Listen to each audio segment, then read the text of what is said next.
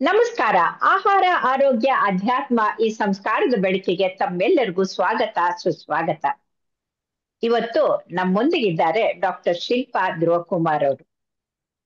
MBBS ನಲ್ಲಿ Rajiv Gandhi health ಯೂನಿವರ್ಸಿಟಿಯಿಂದ ಅವರು ಚಿನ್ನದ ಪದಕ ತೊಡೆದು ಪಾಸ್ ಆದವರು. ಈಗ Chandramma Sagar Dayanand Sagar medical college research institute ನಲ್ಲಿ ಬಯೋಕೆಮಿಸ್ಟ್ರಿಯಲ್ಲಿ ಪ್ರಾಧ್ಯಾಪಕರಾಗಿದ್ದಾರೆ. ಅವರು ವೈಜ್ಞಾನಿಕವಾಗಿ ಎಷ್ಟೇ ಮುಂದೆ ಹೋದ್ರೂ ಕೂಡ ಗುರು ರಾಯರ ಭಕ್ತರಾಗಿ ಅಧ್ಯಾತ್ಮ ಜೀವಿಗಳಾಗಿ ಬದುಕ್ತಾ ಇದ್ದಾರೆ. ಇವರು ಇಂದಿನ ಯುವ ಪೀಳಿಗೆ ಒಂದು ಆದರ್ಶ ಅಂತ ನಾವು ಹೇಳ್ಬೋದು. ಅಂತ ಶಿಲ್ಪಾ ಅವ್ರಿಗೆ ಸ್ವಾಗತ. ಶಿಲ್ಪಾ ಅವರೇ, ನಮಸ್ಕಾರ ಮೇಡಮ್. ಇವತ್ತು ನರಕ ಚತುರ್ದಶಿ. ಹಾಗಾಗಿ ಈ ನರಕ ಚತುರ್ದಶಿಯ ಮಹತ್ವದ ಜೊತೆಗೆ ನೀರ್ ತುಂಬುವ ಹಬ್ಬದ ಬಗ್ಗೆನೂ ನಮ್ಗೆ ಹೇಳ್ಕೊಡಿ, ಅದ್ ಆಮೇಲೆ ಮಾತಾಡೋಣ. ಹೇಳಿ. ಎಲ್ಲಾ ವೀಕ್ಷಕರಿಗೂ ನನ್ನ ನಮಸ್ಕಾರಗಳು. ಈ ದೀಪಾವಳಿ ಹಬ್ಬದ ಸಂದರ್ಭದಲ್ಲಿ ಈ ಅವಕಾಶ ಕೊಟ್ಟಂತ ವಿಜಯಲಕ್ಷ್ಮಿ ಮೇಡಮ್ ಅವ್ರಿಗೆ ನನ್ನ ಹೃತ್ಪೂರ್ವಕ ಅಭಿನಂದನೆಗಳನ್ನು ಅರ್ಪಿಸುತ್ತಾ, ನನ್ನ ಗುರುಗಳ ಧ್ಯಾನವನ್ನು ಮಾಡುತ್ತಾ, ನನಗೆ ಗೊತ್ತಿದ್ದ ಮಟ್ಟಿಗೆ ನಾನು ಈ ನೀರು ತುಂಬುವ ಹಬ್ಬ ಹಾಗೂ ನರಕ ಚತುರ್ದಶಿಯ ಹಿನ್ನೆಲೆಯನ್ನ ಮೊದಲಿಗೆ ನಾನು ಹೇಳ್ತೇನೆ. ಈ ಆಶ್ವಯುಜ ಮಾಸ ತ್ರಯೋದಶಿ, ಕೃಷ್ಣ ಪಕ್ಷದ ತ್ರಯೋದಶಿಯಂದು ನೀರು ತುಂಬುವ ಹಬ್ಬ ಅಂತ ನಾವು ಆಚರಿಸ್ತೇವೆ. ಅದು ದೀಪಾವಳಿ ಹಬ್ಬ ಅಂದ್ರೆ ನರಕ ಚತುರ್ದಶಿಯ ಒಂದು ದಿನ ಹಿಂದಿನ ದಿನ ಈ ಉತ್ತರ ಭಾರತದವರು ಇದಕ್ಕೆ ಚೋಟಿ ದಿವಾಲಿ ಅಂತಾನು ಹೇಳ್ತಾರೆ. ಸೊ ಈ ನೀರು ತುಂಬುವ ಹಬ್ಬದ ಬಗ್ಗೆ ಹಲವಾರು ಒಂದು ಸಂಪ್ರದಾಯಗಳಾಗಿರ್ಬೋದು, ಹಿನ್ನೆಲೆಗಳಾಗಿರ್ಬೋದು ಇದಾವೆ. ನಮ್ಮ ರಾಜ್ಯದಲ್ಲಿ ಏನು ಆಚರಿಸ್ತಾ ಇದ್ವಿ, ಇವಾಗ ಹೇಗೆ ಆಚರಿಸ್ಬೋದು ಅಂತ ಸಂಕ್ಷಿಪ್ತವಾಗಿ ನಾನು ಹೇಳಲಿಕ್ಕೆ ಇಷ್ಟಪಡ್ತೇನೆ. ಈ ನೀರ್ ತುಂಬೋ ಹಬ್ಬ ಅಂದ್ರೆ ಮುಖ್ಯವಾಗಿ ಗಂಗೆ ಪೂಜೆಯನ್ನು ಮಾಡ್ತಕ್ಕಂತ ಒಂದು ಆಚರಣೆ. ಮಾರನೇ ದಿನ ನರಕ ಚತುರ್ದಶಿ ದಿನ ನಮ್ಗೆಲ್ಲಾರ್ಗೂ ಗೊತ್ತಿರೋ ಹಂಗೆ ಅಭ್ಯಂಜನ ಅಂದ್ರೆ ಎಣ್ಣೆ ಸ್ನಾನದ ಪದ್ಧತಿ ಇದೆ. ಸೊ ಅದಕ್ಕೆ ಏನ್ ಮಾಡ್ತೀವಿ ಅಂದ್ರೆ ಅದ್ರ ಒಂದು ದಿನ ಹಿಂದಿನ ದಿನ ನಾವು ಗಂಗಾದೇವಿಯನ್ನು ಆಹ್ವಾನಿಸಿ, ಅಂದ್ರೆ ಆ ತ್ರಯೋದಶಿ ದಿನ ಜಲಪೂರ್ಣ ತ್ರಯೋದಶಿ ಅಂತಾನು ಹೇಳ್ತಾರೆ. ಇದು ಸಾಯಂಕಾಲ ಅಥವಾ ರಾತ್ರಿ ಕಾಲದಲ್ಲಿ ಆಚರಿಸಬಹುದಾದಂತಹ ಒಂದು ಪದ್ಧತಿ.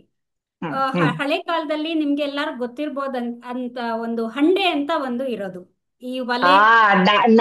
ನೀವು ಹಂಡೆ ಅಂದಾಗ ನನಗ್ ನೆನಪಾಯ್ತು. ನಾವು ಮಕ್ಕಳಿದ್ದಾಗ ಹಂಡೆಯನ್ನ ಹುಣಸೆ ಹಣ್ಣಲ್ಲಿ ತೊಳೆದು ಫಳಫಳ ಅಂತ ಮಾಡಿ ಅದಕ್ಕೆ ಸುಣ್ಣದಿಂದ ಎಲ್ಲಾ ಡಿಸೈನ್ ಮಾಡಿ ಅದ್ರ ಸುತ್ತಲೂ ಮಹಾಲಿಂಗದ ಬಳ್ಳಿ ಅಂತ ಕಟ್ತಾ ಇದ್ವಿ. ಆ ಮಹಾಲಿಂಗದ ಬಳ್ಳಿ ಹೇಗೆ ಅಂದ್ರೆ ಅದನ್ನ ಒಡೆದ್ರೆ ಒಳಗಡೆಗೆ ಲಿಂಗ ಬರ್ತಾ ಇತ್ತು. ಆಮೇಲೆ ಅದಕ್ಕೆ ಮಾರನೇ ದಿನ ಅದನ್ನ ಪೂಜೆ ಮಾಡಿ ಮಾರನೇ ದಿನ ಬೆಳಿಗ್ಗಿನ ಜಾವ 4 ಗಂಟೆಗೆ ಎದ್ಬಿಟ್ಟು ಒಲೆ ಹಾಕಿ ಆಮೇಲೆ ಅದನ್ನ ಸ್ನಾನ ಮಾಡ್ತಾ ಇದ್ವಿ. ಹೇಳಿ, ಇವಾಗ ಮಹಾಲಿಂಗ ಬಳ್ಳಿ ಸಿಕ್ಕುತ್ತೋ ಇಲ್ಲ ನನಗ್ ಗೊತ್ತಿಲ್ಲ.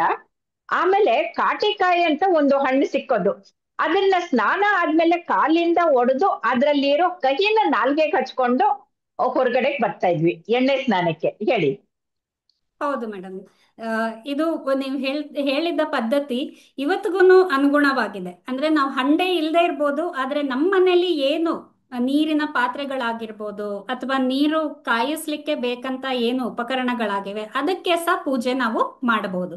ಹಿಂದಿನ ಕಾಲದಲ್ಲಿ ಫಸ್ಟ್ ಮೊದಲಿಗೆ ಒಂದು ಮಣೆ ಇಟ್ಕೊಂಡು ಅದ್ರಲ್ಲಿ ಏನ್ ಮಾಡೋರು ಅಂದ್ರೆ ಮುಂದೆ ರಂಗೋಲೆ ಹಾಕಿ ಮಂಡಲ ಹಾಕಿ, ಈ ರಂಗೋಲೆನೂ ತುಂಬಾ ವಿಶೇಷವಾಗಿರೋದು. ಅದು ನಾವು ಪುಡಿ ರಂಗೋಲೆ ಹಾಕ್ತಾ ಇರ್ಲಿಲ್ಲ, ಅಕ್ಕಿಯನ್ನು ನೀರಲ್ಲಿ ನೆನೆಸ್ಬಿಟ್ಟು ಅದನ್ನ ರುಬ್ಬಿ ರಂಗೋಲೆಯನ್ನ ಹಾಕುವಂತ ಪದ್ಧತಿ ಈ ದಿನ ಇತ್ತು.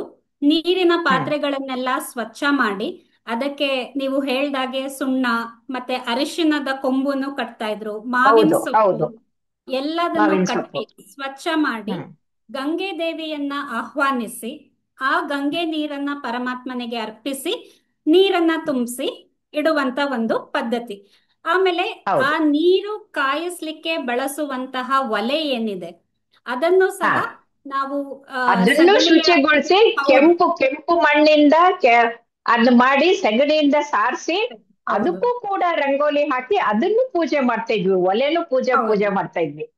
ಹೌದು, ಒಲೆಯನ್ನು ಸಹ ಪೂಜೆ ಮಾಡಿ ನಾವು ಮಾರನೇ ದಿನಕ್ಕೆ ಅಂದ್ರೆ ನರಕ ಚತುರ್ದಶಿಯ ಬೆಳಿಗ್ಗೆ ದಿನಕ್ಕೆ ಏನು ನೀರು ಕಾಯಿಸ್ಕೊಂಡು ಸ್ನಾನ ಮಾಡುವಂತ ಪದ್ಧತಿ ಇದೆ, ಅದಕ್ಕೆ ಒಂದು ಸಿದ್ಧತೆಯನ್ನು ಮಾಡ್ಕೊಳ್ತಾ ಇದ್ವಿ. ಹ್ಮ್ ಇದು ನಾವು ಹ್ಮ್ ಗಂಗೆ ದೇವಿ ಮತ್ತೆ ತ್ರಿವಿಕ್ರಮ ದೇವರು ಅಂತ ಹೇಳ್ತಾರೆ. ಗಂಗೆ ಉದ್ಭವ ಹಾ ಆಗಿದ್ದು ನಿಮ್ಗೆಲ್ಲಾ ಹ್ಮ್ ಗೊತ್ತಿರೋ ಹಾಗೆ ವಾಮನ ರೂಪದಿಂದ ತ್ರಿವಿಕ್ರಮ ರೂಪ ಪರಮಾತ್ಮ ತಾಳಿದಾಗ ಅವನ ಹ್ಮ್ ಒಂದು ಹೆಬ್ಬೆಟ್ಟಿನ ಉಗುರು ಹ್ಮ್ ಏನಿದೆ ಅದು ಬ್ರಹ್ಮಾಂಡದ ಹೌದು. ತುದಿಗೆ ತಾಕಿದಾಗ ಗಂಗೆಯ ಹ್ಮ್ ಉದ್ಭವವಾಯಿತು. ನಾವು ಅದೇ ಹೌದು. ಸಂದರ್ಭದಲ್ಲಿ 2 ದಿನ ಆದ್ಮೇಲೆ ಬಲಿಪಾಡ್ಯಮಿಯನ್ನು ಸಹ ಆಚರಿಸ್ತಾರೆ. ಸೊ ಅದಕ್ಕೆ ಹ್ಮ್ ಅನುಗುಣವಾಗಿ ಗಂಗೆಯನ್ನು ಒಂದು ಆಹ್ವಾನಿಸುವಂತಹ ಒಂದು ಪದ್ಧತಿ. ಆಮೇಲೆ ಹ್ಮ್ ಏನು ನಮ್ಮ ಒಂದು ಶಾಸ್ತ್ರ ಹೇಳಿದೆ, ಈ ದೀಪಾವಳಿ ಹ್ಮ್ ಅಂದ್ರೆ ನರಕ ಚತುರ್ದಶಿಯ ದಿನ ಹ್ಮ್ ಸೂರ್ಯೋದಯಕ್ಕೆ ಮುಂಚೆ ಗಂಗೆ ದೇವಿಯ ಹೌದು. ಒಂದು ಸನ್ನಿಧಾನ ಎಲ್ಲಾ ನೀರಿನಲ್ಲೂ ಇರುತ್ತೆ. ಅದಕ್ಕೆ ಹಾ ನಾವು ನರಕ ಚತುರ್ದಶಿ ದಿನ ಬ್ರಾಹ್ಮಿ ಮುಹೂರ್ತದಲ್ಲಿ ಅಥವಾ ಸೂರ್ಯೋದಯಕ್ಕೆ ಮುನ್ನ ನಾವು ಸ್ನಾನ ಮೊದಲು ಮಾಡಬೇಕು ಅಂತ ಮೊದಲು. ಹ್ಮ್ ಹ್ಮ್ ಮೊದಲು ಸ್ನಾನ ಹ್ಮ್ ಮಾಡಬೇಕು ಅಂತ ಹೇಳ್ತೇವೆ. ಗಂಗೆ ದೇವಿಯ ಸನ್ನಿಧಾನ ವಿಶೇಷವಾಗಿ ಆ ದಿನ ಎಲ್ಲ ನೀರಿನ ಒಂದು ಕೆರೆ ಆಗಿರ್ಬೋದು, ನದಿ, ನಮ್ಮ ಮನೆಯಲ್ಲಿ ಬಳಸುವಂತ ನೀರು ಬಾವಿ ಆಗಿರ್ಬೋದು, ಆಗಿರ್ಬೋದು, ಹಳ್ಳ ಹೌದು, ಆಗಿರ್ಬೋದು, ಎಲ್ಲಾನು. ಹ್ಮ್ ಎಲ್ಲದರಲ್ಲೂ ಸನ್ನಿಧಾನ ಇರುತ್ತೆ. ಆದ್ರಿಂದ ಹ್ಮ್ ನಾವು ತ್ರಯೋದಶಿ ದಿನ ಈ ಪೂಜೆಯನ್ನು ಹ್ಮ್ ಮಾಡಿ ಆರತಿ ಆಗಿರ್ಬೋದು, ಮಂಗಳಾರತಿ ಆಗಿರ್ಬೋದು, ಹೂವು, ಹ್ಮ್ ಅಕ್ಷತೆ, ಹ್ಮ್ ಸುಣ್ಣ, ಹ್ಮ್ ಅರ್ಶನದ ಕೊಂಬು, ಹ್ಮ್ ಮಾವ್ ಎಲ್ಲ ಮಂಗಳ ದ್ರವ್ಯ ಬಳಸಿ ನೀರಿನ ಪಾತ್ರೆಗಳಿಗೆ ಪೂಜೆ ಮಾಡಿ ನೀರು, ಹ್ಮ್ ಶುದ್ಧವಾದ ನೀರನ್ನು ತುಂಬಿಸಿ ಆ ಗಂಗೆ ದೇವಿಯ ಆಹ್ವಾನವನ್ನು ಮಾಡಿ ಇಡತಕ್ಕಂತ ಹ್ಮ್ ಒಂದು ಪದ್ಧತಿ. ಹಾಗೆಯೇ ಹೌದು, ಲಕ್ಷ್ಮೀ ದೇವಿಯ ಪೂಜೆಯನ್ನು ಕೆಲವರು ಮಾಡ್ತಾರೆ. ಯಾಕಂದ್ರೆ ಮಾಡ್ತಾರೆ. ಲಕ್ಷ್ಮೀ ದೇವಿಯ ಆಮೇಲೆ ನೀವು ಹೇಳಿದ್ರಲ್ಲ, ಆ ಬೆಳಗಿನ ಜಾವ ಬ್ರಾಹ್ಮಿ ಮುಹೂರ್ತದಲ್ಲಿ ಸೂರ್ಯೋದಯದ ಮೊದಲು ಮಾಡ್ಬೇಕು ಅಂತನ್ನೋದು, ಅದಕ್ಕೆ ಕಾರಣ ಏನು ಅಂತಂದ್ರೆ, ನರಕಾಸುರನ್ನ ಧ್ವಂಸ ಮಾಡಿದ್ಮೇಲೆ ತನ್ನ ಮೈಗೆ ಅಂಟ್ಕೊಂಡಂತ ರಕ್ತವನ್ನ ತೊಳ್ಕೊಳಕ್ಕೆ ಕೃಷ್ಣ ಪರಮಾತ್ಮ ಆ ಬೆಳಗಿನ ಜಾವ ಅಂದ್ರೆ ಬ್ರಾಹ್ಮಿ ಮುಹೂರ್ತದಲ್ಲಿ ಗಂಗೆಯಲ್ಲಿ ಸ್ನಾನ ಮಾಡಿ ಅಭ್ಯಂಗ ಸ್ನಾನ ಮಾಡಿದ್ದ ಅಂತ. ಇದಕ್ಕೆ ಅದನ್ನೇ ನಾವು ರೂಢಿಸ್ಕೊಂಡ್ರೆ ನಮ್ಗೆ ಯಾವ ನರಕಕ್ಕೂ ಹೋಗೋದಿಲ್ಲ, ನಮ್ಗೆ ಸ್ವರ್ಗ ಸಿಕ್ಕತ್ತೆ ಅಂತ. ಯಾಕಂತಂದ್ರೆ ಆ ನರಕಾಸುರ ಇದ್ದವನು ಮಹಾ ಏನು ಧೂರ್ತ. ಆ ತಪಸ್ ಮಾಡಿ ಬ್ರಹ್ಮನಿಂದ ವರ ಪಡಿತಾನೆ, ತಾನು ಅಮರನಾಗ್ಬೇಕು ಅಂತ ಕೇಳ್ಕೊಳ್ತಾನೆ. ಅವನು ಬ್ರಹ್ಮ ಹೇಳ್ತಾನೆ, ಇಲ್ಲಪ್ಪ, ಯಾರಿಗೂ ಬ್ರಹ್ಮ ಅಮರತ್ವ ಕೊಡಕ್ ಆಗೋದಿಲ್ಲ, ಇನ್ನೇನಾದ್ರೂ ವರ ಕೇಳು ಅಂತ. ಆಗ ಅವನು ಚತುರ ಏನ್ ಕೇಳ್ತಾನಂದ್ರೆ, ನಾನು ಭೂಮಿ ತಾಯಿಯಿಂದ ಹುಟ್ಟಿದ್ದು, ಹಾಗಾಗಿ ನನಗೆ ಭೂಮಿ ತಾಯಿನೇ ಸಾಯೋ ಹಾಗೆ ಅಂತ.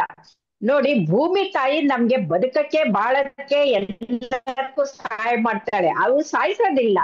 ಅವನೇನ್ ಅನ್ಕೊಂಡ, ಹಾಗಾಗಿ ಭೂಮಿ ತಾಯಿ ತನ್ನನ್ನ ಸಾಯಿಸೋದಿಲ್ಲ ಅನ್ಕೊಂಡು ಆ ತರ ವರ ಕೇಳ್ಕೊಳ್ತಾನೆ.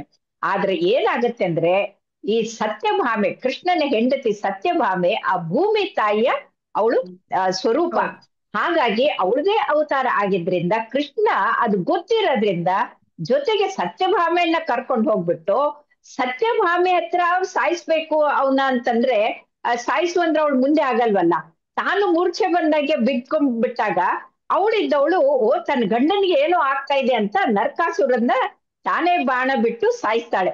ಸೊ ಇದು ಆ ಹಿನ್ನೆಲೆ ಕತೆ. ಹೇಳಿ ಮುಂದೆ.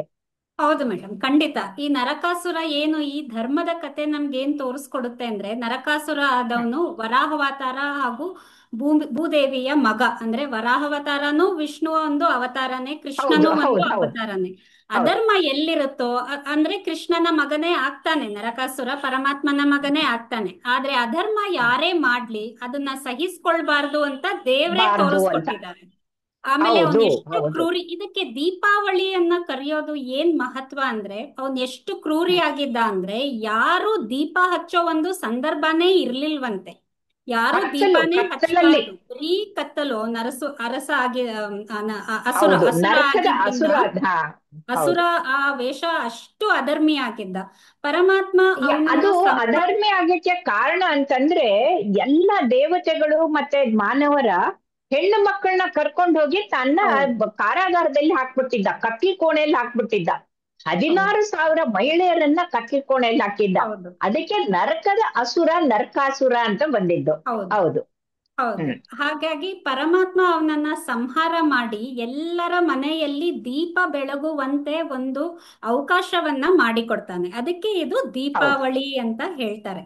ನೀವ್ ಹೌದು. ಹೇಳ್ದಂಗೆ ಛೋಟಾ ಅವನ ಸಂಹಾರ, ದೀಪಾವಳಿನೂ ಅಂತಾರೆ. ಹಾ. ಹೌದು, ಹ್ಮ್ ಅವನ ಸಂಹಾರ ಆದ್ಮೇಲೆ ಮಾರನೇ ದಿನ ಶ್ರೀಕೃಷ್ಣ ಪರಮಾತ್ಮ ಬರೋವಾಗ ಅವನ ಮೇಲೆಲ್ಲ ರಕ್ತ ಸಿಡ್ದಿರುತ್ತೆ. ಅದಕ್ಕೆ ಎಲ್ಲರೂ ಹ್ಮ್ ಅಭ್ಯಂಜನ ಮಾಡಿಸಿ ಅವನಿಗೆ ಒಂದು ಶುದ್ಧೀಕರಣ ಮಾಡ್ತಾರೆ. ಅದರ ಒಂದು ಹ್ಮ್ ಏನು ನಾವು